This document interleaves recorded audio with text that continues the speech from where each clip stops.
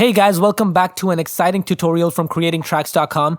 Today we're going to learn about risers, and let's just get to it quickly. So I'm going to go ahead and create a MIDI track, and in this MIDI track I'm going to go and drag a drum rack. And in this drum rack we're going to drag an operator on any of these samples, so I'm going to put it on C1. And the first thing I'm going to do is turn off the top three oscillators, the D, C, and B, because we're not going to be using them, so we're going to keep it simple. And I'm going to change this waveform of oscillator A to noise white. And then I'm going to click on envelope. And let's just go ahead and create a MIDI clip first. So select this much, right click, insert MIDI clip, right click, change color to white, and then rename this to white noise. And now I'm going to double click and create a MIDI note. And then solo this, turn this down because it's going to be a little loud, and check it out.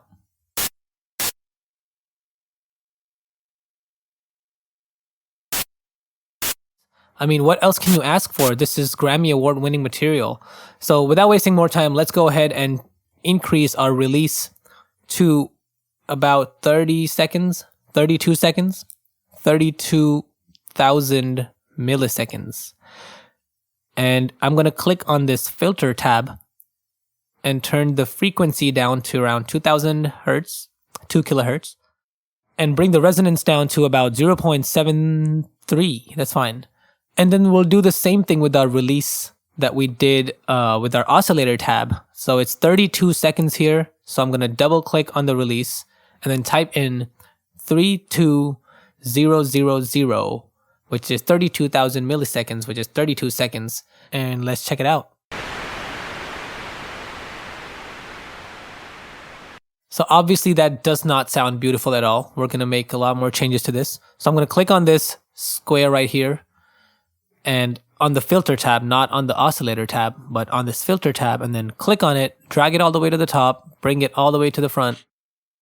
And I'm gonna click on this envelope and bring it up to 25 or 29, 30, 29. Okay.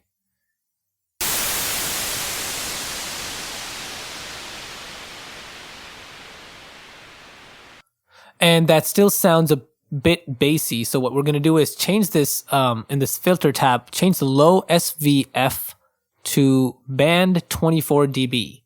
And now check it out. Sweet, so that's the kind of sound we're looking for.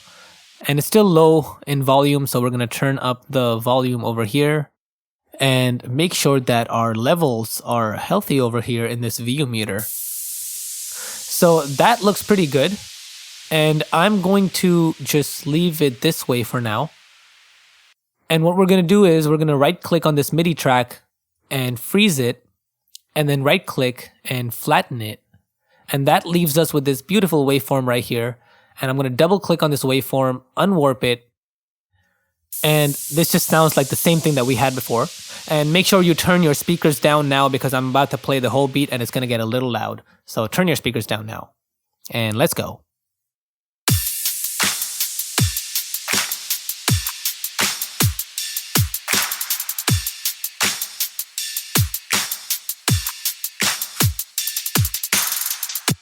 Okay, now that we're done with that, I'm going to delete the second half of this clip, duplicate the first half, and double click on it, reverse the waveform, and I'm going to just delete the last quarter note of this clip, and drag this forward, pull this open, click on our fades, and crossfade this just a little bit, and this acts like an uplifter instead of a downer sound like we had originally. Okay, sweet. So let's just copy both of these and duplicate and see what it sounds like.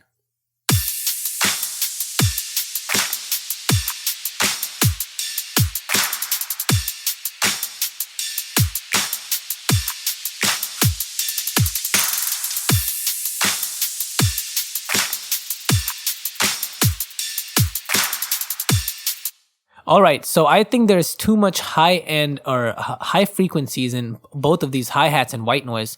So I'm gonna grab an EQ from our audio effects and drag it on the white noise.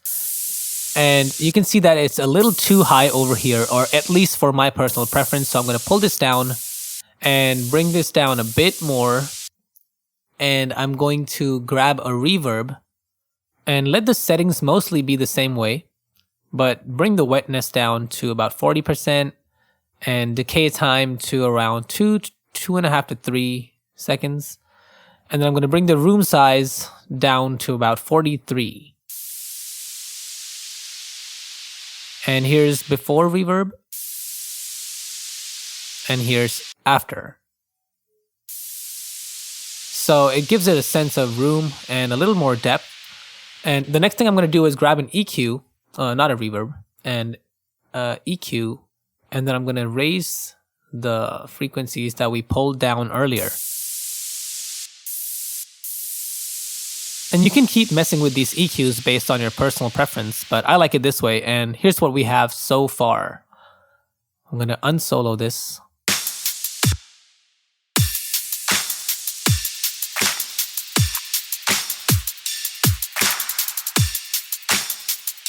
Alright, so you can feel free to mess with the EQ settings and the reverb and other effects that you want to put, but this is basically it.